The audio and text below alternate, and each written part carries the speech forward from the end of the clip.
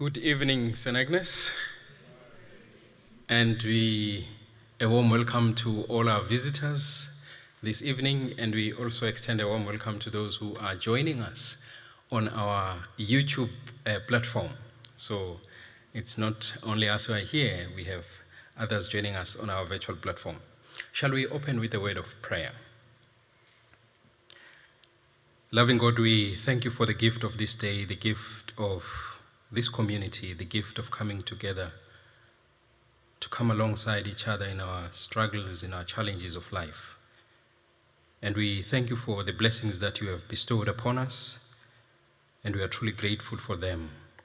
Thank you for allowing us to meet and share our knowledge and time with one another in this seminar. May you extend your special blessing and divine wisdom to Lindy, our speaker, so that she would be able to impart effectively her God-given knowledge to all of us. May she be blessed as she continues to bring her expertise to people who need them. In Jesus' name we pray. Amen. Our guest this evening is somebody who needs no introduction because she has blessed us with her skills and knowledge before in our seminar on autism. But I just want to highlight that she is a junior specialist in psychiatry at Town Hill Hospital in Pietermaritzburg, and she also works as a lecturer for training specialists who are also known as registrars, and she's also involved in the undergraduate training in psychiatry at the University of KwaZulu-Natal.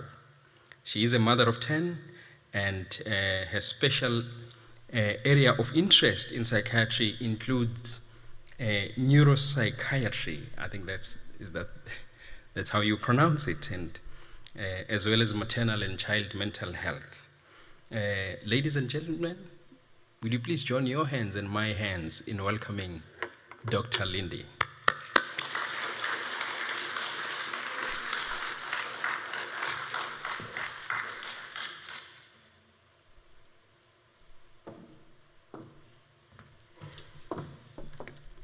Good evening, everyone. Thanks for that introduction, Reverend Sizwe. I would have liked to have been a mother of 10, if my age allowed.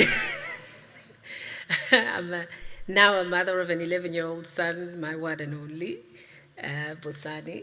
That's my baby. So just the one.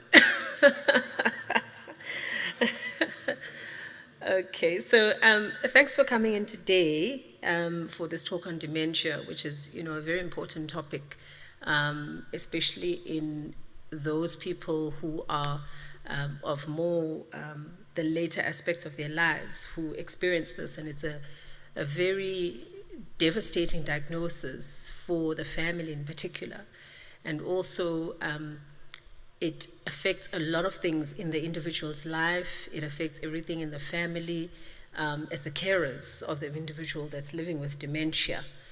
And it also impacts heavily on other things because there's also ethical issues in dementia. Those are some of the things that we'll also touch on. Okay, so what is dementia? So, previously on DSM-4, dementia had a different definition.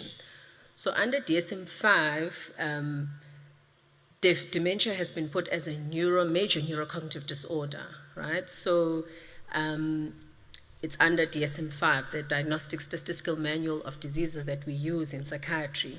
So it's a significant acquired cognitive impairment, meaning this was an individual who lived a life that was normal previously cognitively, and it acquired in the sense that it now shows a decline from their previous normal function, right?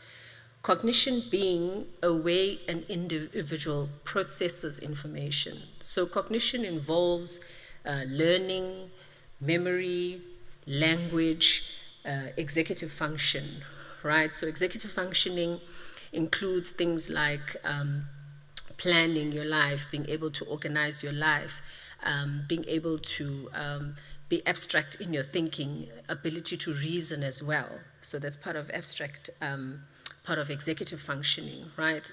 So, and also another example that I can use, because obviously this does affect people with dementia.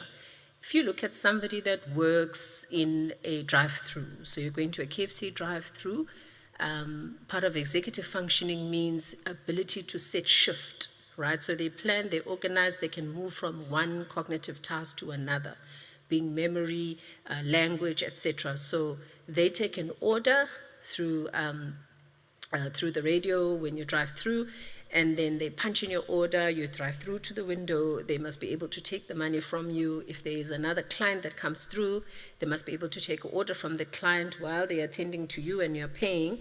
They must be able to punch that order accurately so that the kitchen gets the order accurately. So these are all cognitive tasks of higher functioning, right? An ability of an individual to process information, learning, memory, being able to set shift, being able to plan, to organize, to reason. So these are very, very high cognitive functions that individuals do, which obviously are affected in an individual with dementia, which obviously affects their everyday living. Okay. And then also complex attention, perpetual motor function, and social cognition. So being able to be appropriate in a social sense, being able to monitor yourself, your behavior, that in front of people in this setting, I should be able to behave appropriately and be quiet when I'm expected to and speak when I'm expected to speak. Okay, and then also complex attention. So there's different areas in attention, I'm not going to go into it, but certain areas, for example, in attention, when you drive, you can be able to drive and listen to somebody talking in a conversation, then you focus your attention on changing a gear at that time, yet you can hear the conversation. These are all cognitive tasks, right? So also, so these are affected, obviously, in dementia. So this presents a decline from previous function. That's their baseline, which was a normal. So this will be a normal individual who worked, for example, was an accountant or was a doctor or an attorney or worked at SPA, was able to take orders, wherever. So, and it interferes with their independence, right? So it interferes with their independence. So the most common form of dementia that we've heard of all the time is Alzheimer's. That's the most common, about 60 to 80% of cases. A lot of people have Alzheimer's dementia. So it's caused by neurodegenerative diseases, just a little bit of science around it. You have some amyloid plaques that form in the brain. We don't know why. Some of it is genetic, that some individuals are prone to developing these things. So amyloid plaques are thought to play a role in the development of dementia. So the various types that are there, Alzheimer's disease, as we know, Parkinson's as well, which also does affect the movement of an individual, and also dementia with Lewy bodies. There's another one, frontotemporal dementia. Other people call it Pick's disease. That's also another type of dementia. So these are all various types of dementia under the banner of major neurocognitive disorders. And then there are other neurodegenerative dementias that are reversible, right? So that'll be like a vascular dementia, for example, if an individual has issues with severe hypertension, those things can be managed, all right? And then others that are less common include alcohol-related dementia, which will be related to chronic alcohol use, and also bleeds within the brain. So a subdural bleed can be caused by a fall, for example, which is common in elderly individuals. Usually they won't even report that they had a fall. And then you have a behavioral change from the time when they have the fall. And also HIV, which also causes a big problem because it crosses, they call it the blood-brain barrier, and it affects the brain, and it affects an individual's memory, their ability to do their daily tasks, as it would affect patients with dementia. So as much as those other ones, like Alzheimer's dementia, etc., they are reversible causes. Like, for example, if an individual has issues with, for example, alcohol, some of those can be treated and can be reversible with treatment.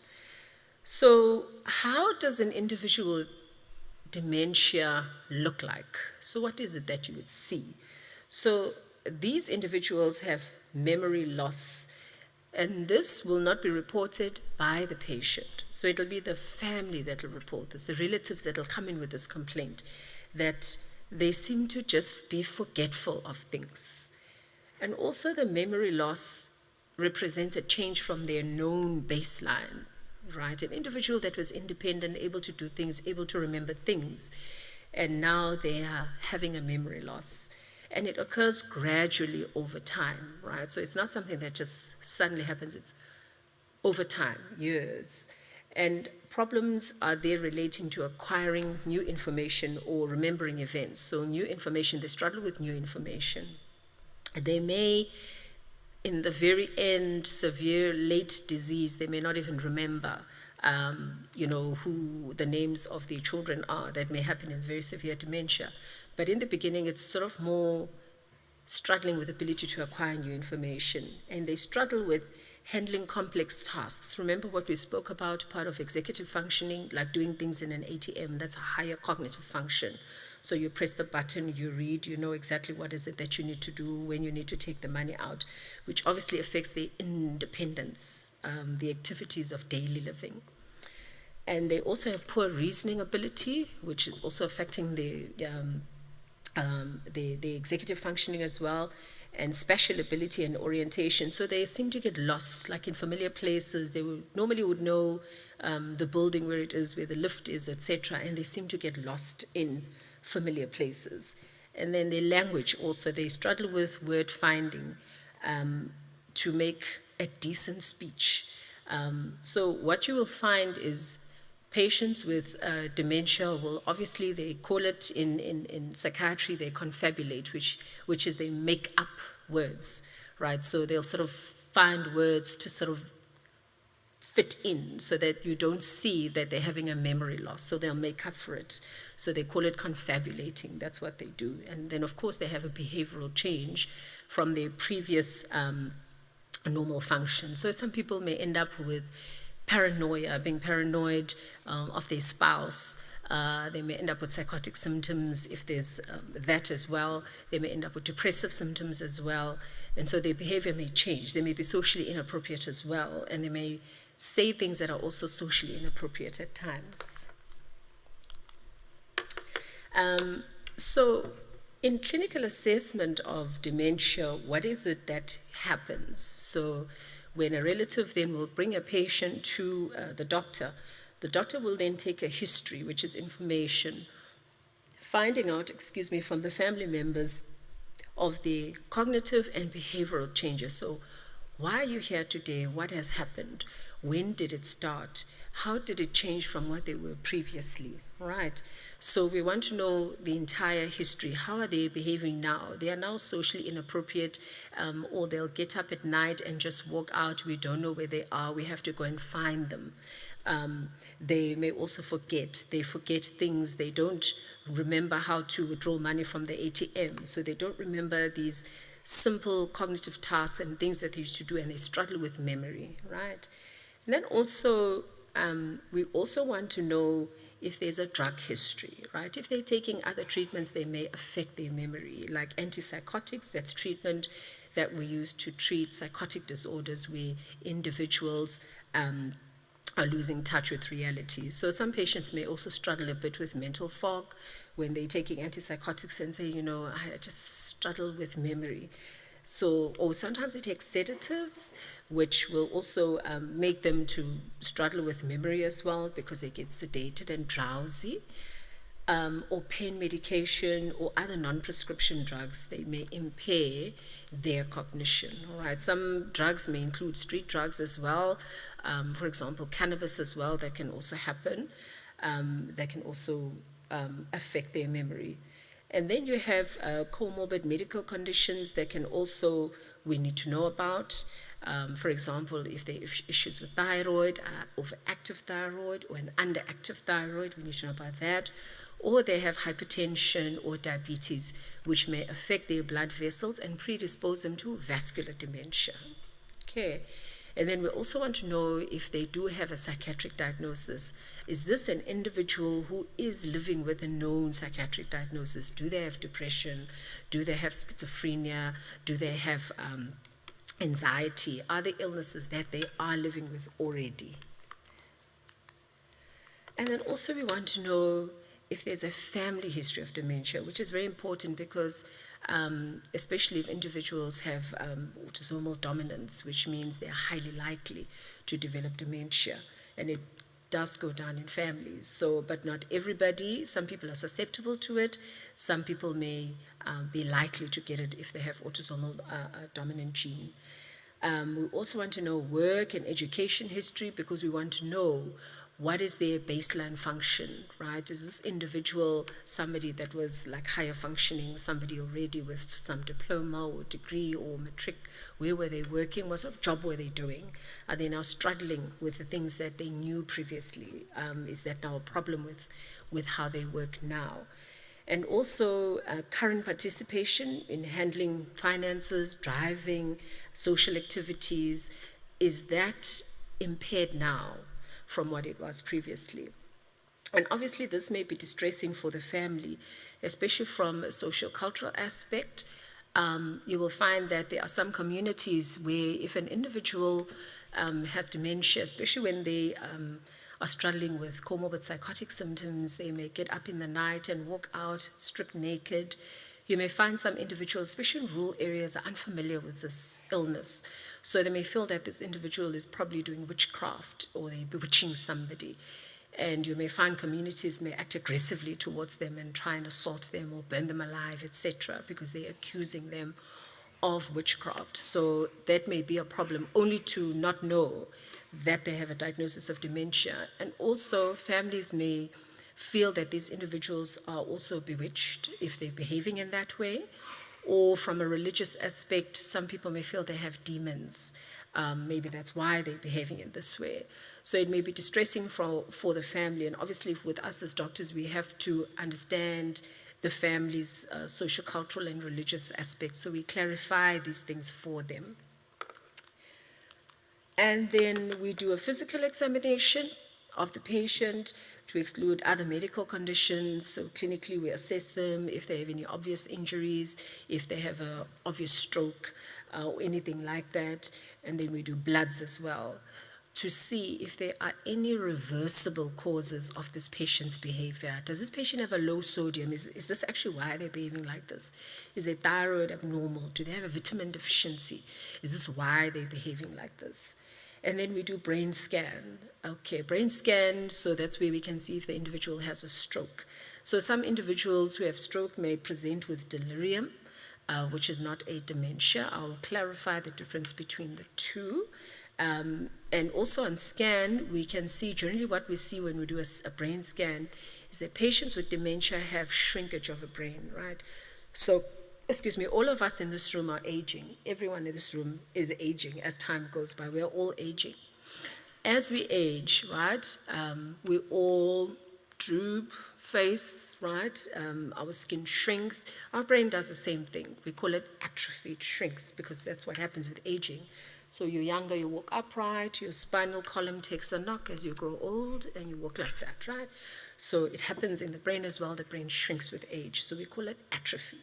So now what we want to know is this individual's brain shrinkage appropriate for their age? Is it appropriate for a 60-year-old or for a 65, 70-year-old? Or is it highly marked for this individual's age? Does it mean that this brain shrinkage means something more? There is disease because it's too shrunk for this person's age, right? So that's what we look for. All right, so that represents accelerated disease. So what may look like dementia, right? So delirium, right? So that happens. Delirium, patients with delirium have a fluctuating consciousness. So these patients have a medical illness, right? So either they have drug toxicity or they have drug intoxication or withdrawal. For example, somebody that went to a club, had a lot of alcohol, the next day they're suffering from alcohol withdrawal and they're displaying abnormal behavior. Or they have electrolyte imbalances. So electrolytes are your salts, right? Like your sodium, your potassium, etc. Are those abnormal? Do they have a stroke? So those are patients with delirium. They'll have all those problems, liver disease. or they can even have a head injury and display abnormal behavior. So these patients, their consciousness fluctuates, they have difficulty in maintaining attention, they may display abnormal behavior. So these are patients normally, like surgeons will call us to see this patient's in ICU because this patient is displaying abnormal behavior, they're ripping up their drips, they're taking them out, they're displaying abnormal behavior. So patients with delirium may look like a dementia, right? Because they confused, they have loss of attention and concentration because they have an underlying medical illness. Patients with major depressive disorder, so according to our DSM-5 that we use to diagnose, patients with major depressive disorder, patients have low mood, some of them sleep a lot, some of them struggle to sleep, some of them have suicidal thoughts, feelings of worthlessness, guilt. They also struggle with concentration as well. So these patients may seem like patients with dementia, or it may look like they have dementia, and we call it a pseudo-dementia, it looks like dementia. So these patients, as opposed to patients with dementia, they will report to the doctor their decline in memory, right? So that's the difference. They will report it themselves, they complain about their memory loss. And then also these patients, when we do testing for them, they often will give poor effort when they do tests. Okay. So in dementia, as I said, these patients really try hard to give answers in tests to show that they still have their cognition intact. Whereas patients with depression have poor effort, right, because they have depression. So they often say, I can't do this, I can't remember. So that'll be the difference between the two. Keep in mind that delirium and depression can co-occur with dementia. Okay, so that can happen. So, delirium versus dementia. So this is the table that I wanted to put up so we can differentiate the two. So delirium is sudden and it's got a sort of specific time. Dementia, it's uncertain, right? And then delirium fluctuates. It's usually reversible because there's obvious cause. There's an electrolyte imbalance, or there's a stroke which is treatable, or they have substance withdrawal which is treatable. And then with dementia, it's slow, it's progressive, and it's usually duration of years, whereas dementia, it's sort of days or weeks. Delirium, it's days or weeks. And also with delirium, obviously there's an underlying cause. With dementia, it's usually issues like Parkinson's disease or a vascular dementia due to whatever cardiovascular issue there is, like a stroke, etc. And then with delirium, there's greatly impaired attention. And then dementia, attention is impaired only in severe disease. And then in delirium, the consciousness is varied, and in dementia, these patients have normal consciousness, right? Only severe dementia that may happen. And they have variable orientation to time and place, the delirium patients, whereas patients with dementia have impaired orientation to time and place. And then delirium, patients are inappropriate, they're slow, they frequently have incoherent language, and those with dementia struggle to find the appropriate words, so they have word-finding issues. And patients with delirium, they have sundowning, which means the symptoms are almost always worse in the night. And then patients with dementia, symptoms often worse at night, right? So delirium, they have varied memory. Dementia, they have obvious memory loss, particularly for recent events. So they struggle to acquire new information. And then they have varied memory in delirium, memory loss. Visual tactile hallucinations are prominent, which means they may feel like they see things that are not there, things are crawling on them. That's patients with delirium. Dementia, delusions can occur. Also in those individuals. And then delirium requires medical attention because those patients can perish, right? If you are having a stroke, you can perish. If you're having substance withdrawal, you can have seizures, coma, death. So that can happen. So delirium is an emergency that needs to be treated, right? So dementia requires, it's non-urgent, it's not an emergency because it's something that has happened over years, right? And there isn't generally an underlying medical condition as opposed to delirium. So pharmacological treatment, I just put this slide in case there are some people in the audience that are in the medical profession who may be familiar with some of the drugs that have been used for dementia. There isn't a drug for dementia generally that offers the most amazing benefit. The challenge is dementia is a progressive disease. So the drugs that are there can either lessen the progression of the disease to make life bearable and improve patient quality, at least while they still can. So these are some of the drugs that are there that probably some of you, if you're familiar with them, doctors may have spoken about. So cholinesterase inhibitors, they offer modest benefit, memantine, modest benefits, aducanumab, clinical endpoint small, inconsistent. So this drug will get rid of those amyloid plaques. That's what it's postulated to do. And then also antipsychotics, they help with treating the behavioral symptoms of dementia. So when they have these visual hallucinations, getting up at night, walking around, things like that, where they can be aggressive as well, so that can be treated. Of course, there's a risk of adverse reactions with antipsychotics. Antipsychotics cause extrapyramidal side effects, EPSE, where patients have stiffness of the jaw, sometimes the eyes may roll up, and they may struggle to swallow as well. So that can be a problem. It also makes them very drowsy, they become sedated, and then also they may be disorientated. That's some of the side effects of antipsychotics. And then if they have comorbid depression with dementia, then they can also be treated with antidepressants, right? So there's generally modest benefit with these other drugs that I've mentioned above, simply because the disease is progressive and it's inevitable that the disease will progress. So other non-pharmacological, meaning non-drug treatments that are there. So these interventions are for the behavioral and neuropsychiatric symptoms of dementia to ensure the underlying cause of disturbance is explored, right?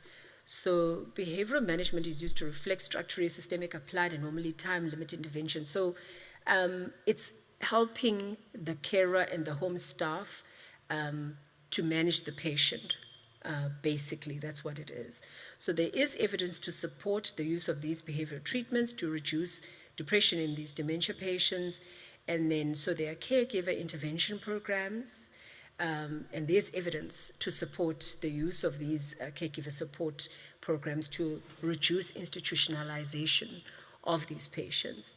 There is a study that showed about 65% of the intervention group were living at home after 30 months, compared to 26% in the control group. So they are quite beneficial. So other ways that, they can be used, mostly probably occupational therapy assists mostly with these, cognitive stimulation to encourage memory, so it's memory-provoking programs. So occupational therapy will know more about that as opposed to myself. Problem solving, so they'll do a lot of that. And also conventional fluency activities, ability to just speak nicely and be able to remember things, and spaced retrieval methods, and also face naming training. Because you find, especially in advanced disease, they may even forget their grandchildren, they may forget their own children, so that can happen.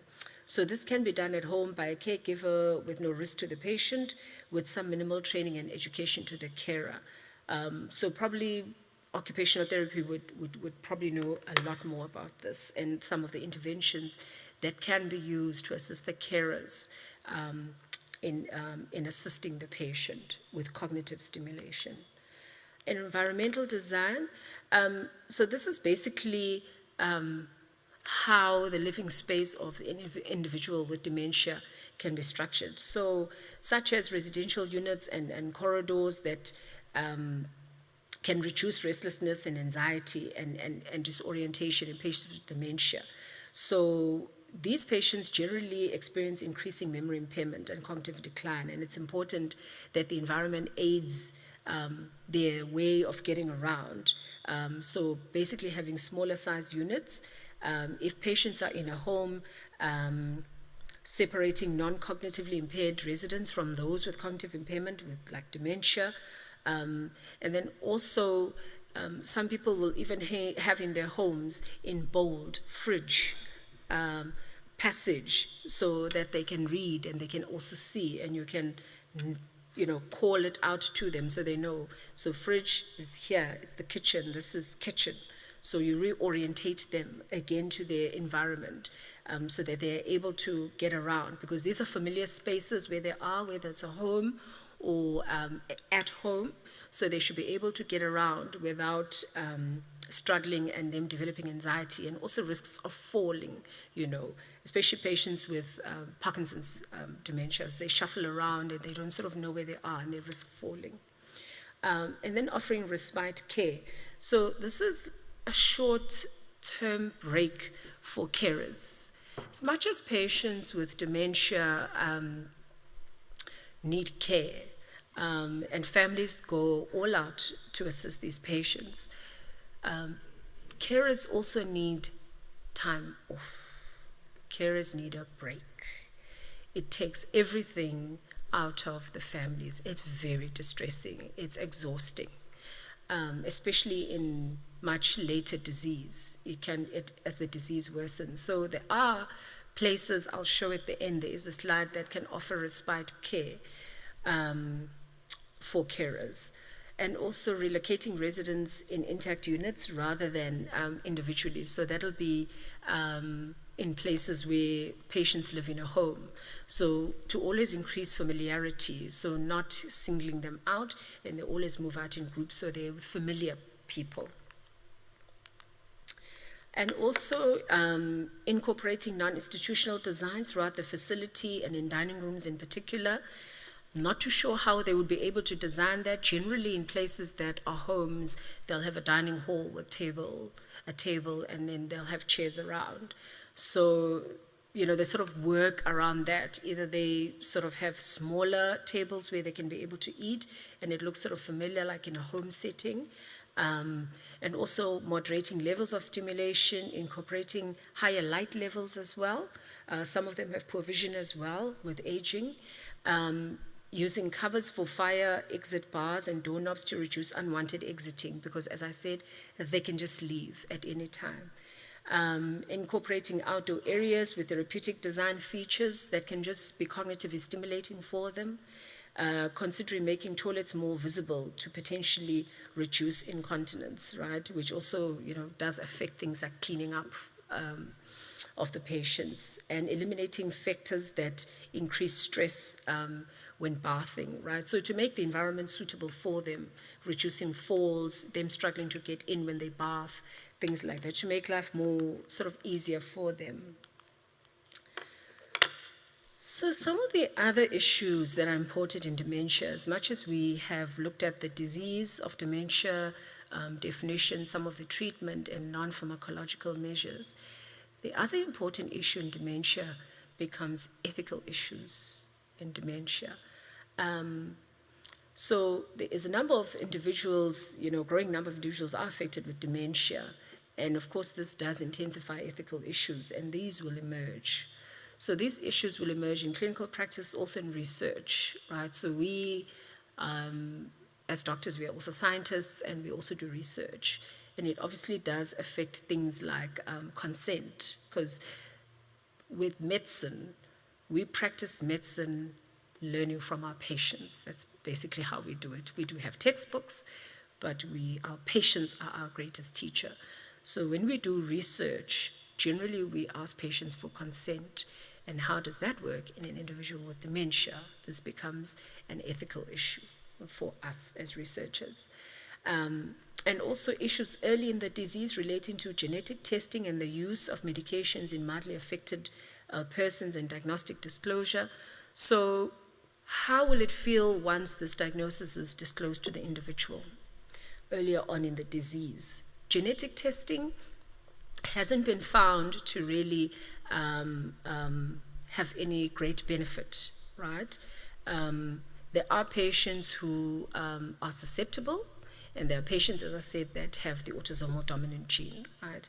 And also just the risk and the anxiety that comes with knowing that you have this diagnosis or you have this gene. And research in clinical ethics in dementia are challenging because of the nature of the illness, because it's progressive. And also there's issues with memory impairment, issues of capacity. Are they actually be able to give consent? Will they be able to go home and think about what it is that you've discussed with them? And then dementia threatens the rationality and independence of persons and raises concerns about the quality of life, which then becomes a very big issue for individuals with dementia, because there are certain things that are discussed. For example, making up of wills, things like that. If maybe later on in the disease, one would think, is this what the individual would have wanted if they were in their optimal sense of cognition, right? So ethical issues emerge in relationship of treatment with people with mild cognitive impairment, because if people have mild cognitive impairment and they progress to severe cognitive impairment, dementia, and recognizing that these people with mild cognitive impairment haven't really developed dementia, but we're looking at that's where it's going. Should we begin treatment to try to improve even the mild degree of illness? This is an ethical question. How should we consider the risks and benefits of long-term treatment agents to prevent the onset of dementia, in particular Alzheimer's dementia? How should we consider the ethics of cognitive enhancement using a pill for such individuals? Because those with mild cognitive impairment are sort of in between, and as the disease progresses, should we just start the treatment? What are the benefits of treatment, knowing with research what we found? It doesn't really offer that much moderate benefit. Should we not? So there are individuals where the risk is greater in younger years, those with the autosomal dominant forms of the disease. So you'll find patients around the age of 55, close to 60, they may develop dementia. Those usually with autosomal dominant, because those are younger people that can develop dementia. So in families with identified mutations of chromosomes, these are the chromosomes, it's now possible to offer pre-symptomatic genetic testing to identify those that carry the gene. So even though, it's not necessarily advocated, but it can be, but the question is, then what? Right, thereafter, then what? And also the anxiety that comes with that knowledge. And those that are susceptible as well, in terms of genetic testing, this apolipoprotein is common to most people that have it, right? All of us probably have apolipoprotein. So the risk information with susceptibility testing is not as clear cut as autosomal dominant, which is clear. They have this gene as autosomal dominant. So then there's ethical issues around how valuable information that is less precise is to individuals who consider themselves at risk, all right? And then there's risk of psychological harm and even suicide, which can exist if bad news is given and misinterpreted, right? And therefore, one should have access to information. Also, how this should insurance companies who might modify the costs or availability of health insurance based on the results, should they modify their costs based on the results of the genetic testing? Is that what must happen? Diagnostic disclosure, creates ethical issues.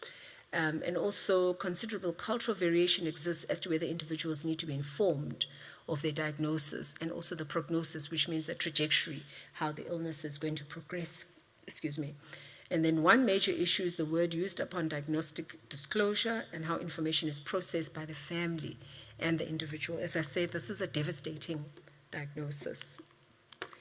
And individuals should be encouraged to develop advanced directives early on in the disease, the use of a living will, describing the kinds of care the individual would like later in the disease, where they are not able to make their own healthcare decisions. The individual with dementia should identify the person, usually the caregiver, who will make the decisions when they are not able to do so, like a surrogate decision maker. And how the caregiver should make decisions is also an ethical issue, right? because this person should be somebody that has the patient's best interest at heart. And should a decision be a substituted judgment by attempting to mirror the decision that the individual would have likely made, or their best interest, reflecting what is considered optimal for the patient at the time the decision needs to be made.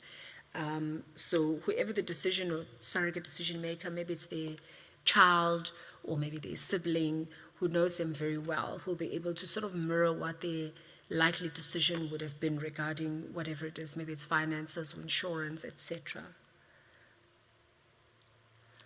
And then, so in mild disease, dementia affects an individual's ability to both understand the purpose and process of research, that's for us, to make a decision to participate, and also how a surrogate decision maker should be identified,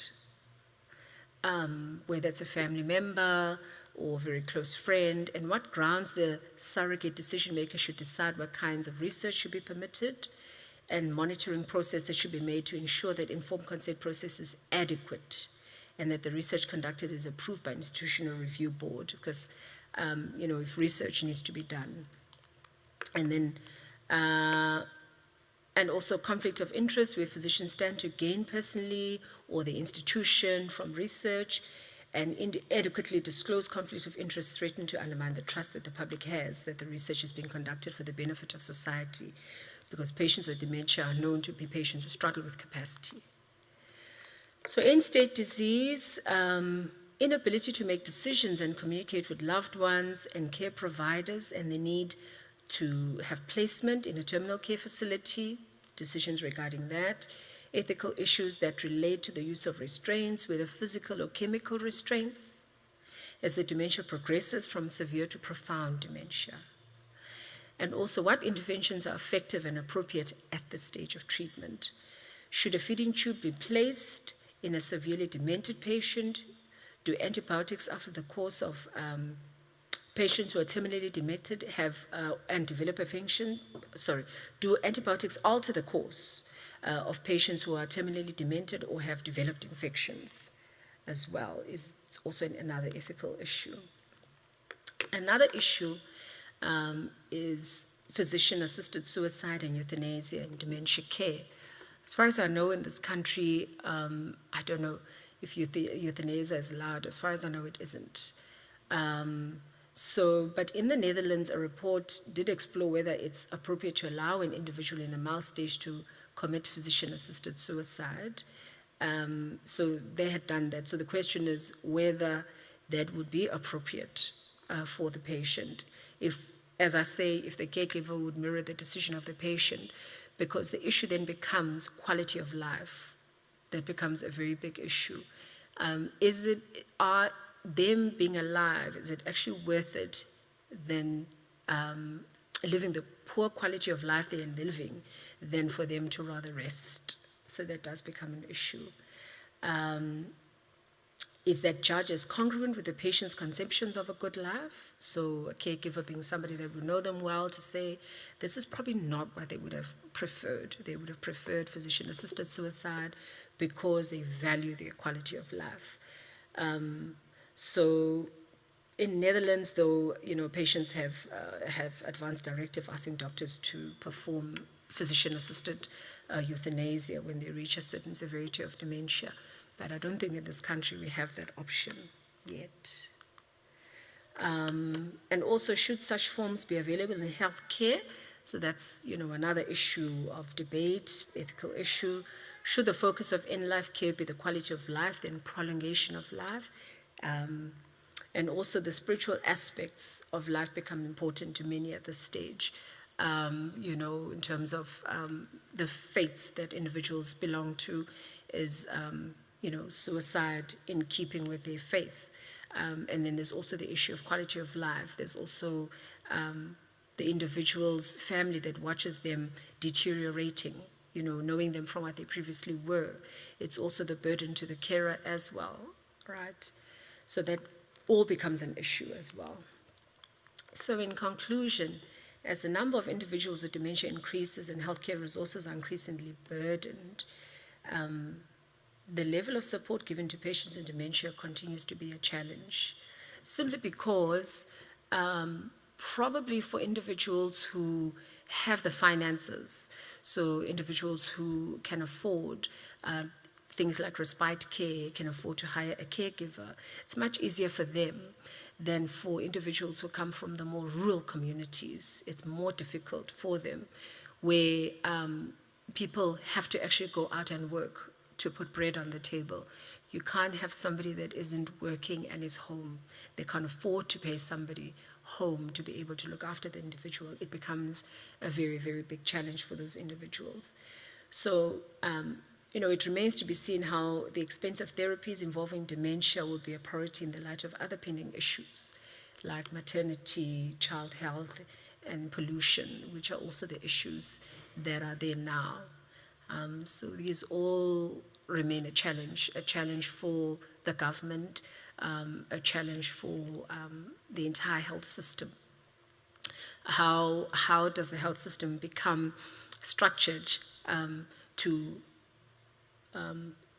divide resources such that all of these things benefit dementia care, child and maternal health, and also things like pollution and global warming are also looked out for. All right, so these are some of the places that are sort of around that can assist with dementia support. There's Alzheimer's South Africa, they are in Pinetown and Livewells. What I noted about a lot of these, I tried to get our social worker to try and give me some places that are there in government. I couldn't really, I struggled to find. But if patients are in hospital, they usually have step-down facilities, but patients are not really kept for long. They usually discharged back to their families to take care of them from step-down facilities. But places, a lot of these places are quite expensive. They are very pricey places, and that becomes a challenge, which means probably only those that can afford and families that can afford are able to get this sort of care, and families who can afford are able to get respite care and get a break from time to time.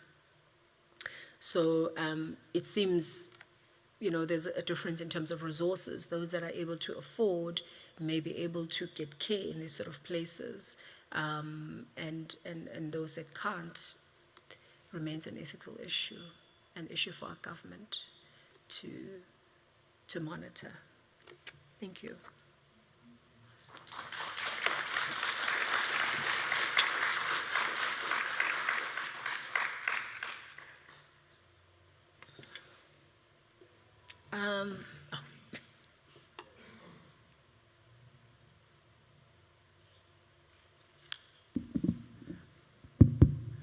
Thank you so much. Thank you so much, Dr. Lindiwe.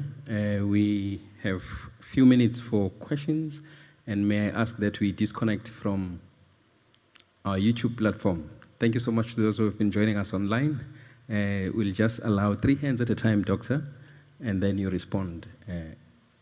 If anyone has, we've got a hand. You can come here, and there's also